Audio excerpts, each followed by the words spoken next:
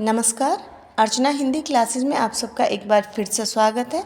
समाज से संबंधित ये अंतिम वीडियो है। इससे पहले मैं 5 वीडियो अपलोड कर चुकी हूँ।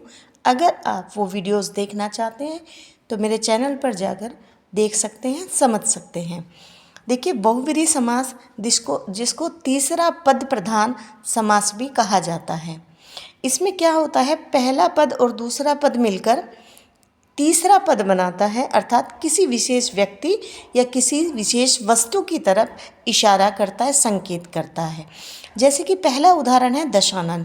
मैंने इससे पहले वीडियो में कहा था कि कुछ बच्चे दशानन को द्विगु समास मान लेते हैं क्योंकि इसमें गिनती है।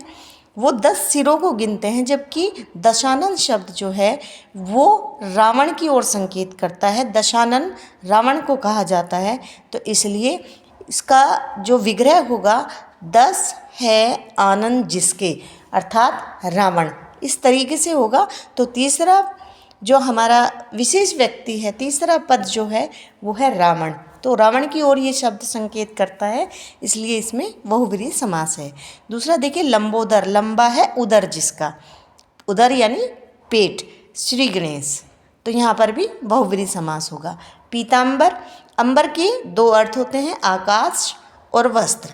पीत का अर्थ होता है पीला, पीला है अंबर जिसका, या पीत है अंबर जिसका। पीले वस्त्र कौन धारण करता है? श्री कृष्ण। तो ये भी तीसरे अर्थ की तरफ, तीसरे विशेष व्यक्ति की तरफ, तीसरे पद की तरफ संकेत कर रहा है। गिरिधर, गिरि को किसने धारण किया था? पहाड़ को किसने धारण किया था? श्री कृष्ण ने। तो गिरि को धारण करने वाला श्री कृष्ण, यहाँ पर भी बहुव्रीहि समास। वज्रपाणि, पाणि का अर्थ होता है हाथ।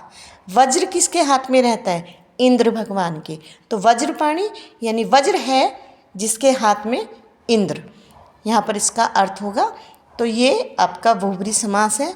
वाग्देवी, वाक से बना है ये, क पर हलंत आएगा। वाक का अर्थ होता है बोलना, वाणी, ठीक है।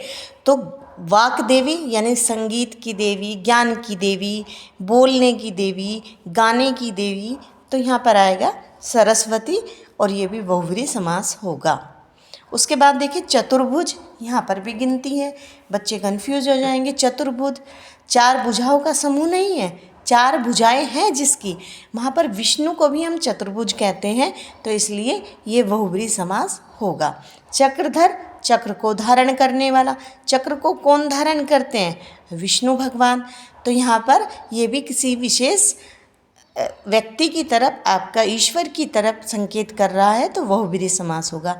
नीलकंठ, नीलकंठ से तो आप भली भांति, अभी श्रावण मास चल रहा है, भली भांति परिचित है नीलकंठ से। तो नीला है कंठ जिसका, यानी शिव जी।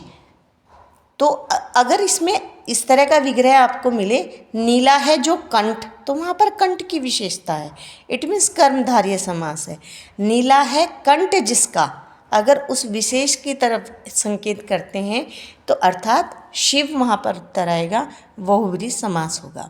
मृत्युंजय, जिसने मृत्यु पर जय प्राप्त कर ली हो, अर्थात शिव। निशाचर, रात को यानी रात, निशा रात कहते हैं निशा को। चर यानी विचरण करने वाला, रात में कौन विचरण करते हैं? राक्षस। तो बहुव्रीहि समास होगा। गंगाधर, गंगा को किसने अपने शीश पर धारण किया था? शिव जी ने। तो यहाँ पर गंगाधर यानी गंगा को सिर पर धारण करने वाला शिव। गजानन, गज के समान मुख वाला, किसका हाथी के समान मुख होता है? गणेश, बहुव्रीहि समास। चंद्रशेखर, चंद्रमा को अपने शिखर पर यानी सिर पर कौन धारण करते हैं? शिव। वीणा पाणी, वीणा आपको वाद्य यंत्र है, और पाणी का अर्थ मैं पहले भी बता चुकी हूँ, हाथ। वीणा पाणी, वीणा है जिसके हाथ में? सरस्वती। त्रिनेत्र, 3 नेत्र हैं जिसके, यहाँ पर गिनती में मत जाइए, द्विगु समास में मत जाइए। त्रिनेत्र कहते हैं शिव को, ठीक है, 3 नेत्र उनके हैं।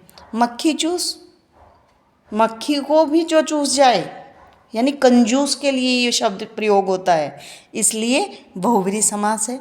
अष्टभुजा, 8 भुजाएं किसकी हैं? देवी दुर्गा की। तो अष्टभुजाएं हैं जिनकी, दुर्गा, तो यहाँ भी बहुव्रीहि समास है। एक दंत किनका है? गणेश जी का एक दंत कटा हुआ है और एक दंत है, इसलिए एक दंत दयावंत बोलते हैं ना, तो बहुव्रीहि समास यहाँ पर आएगा। उसके बाद देखिए श्वेतांबर। अंबर का मैंने आपको दो अर्थ बताए थे, श्वेतांबर, श्वेत अंबर। श्वेत है जिसका अंबर, अर्थात श्वेत वस्त्र धारण करने वाली।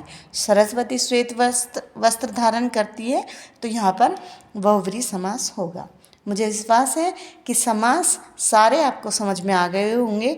अव्ययी भाव समास, तत्पुरुष समास, कर्मधारय समास, द्विगु समास, द्वंद्व समास और बहुव्रीहि समास।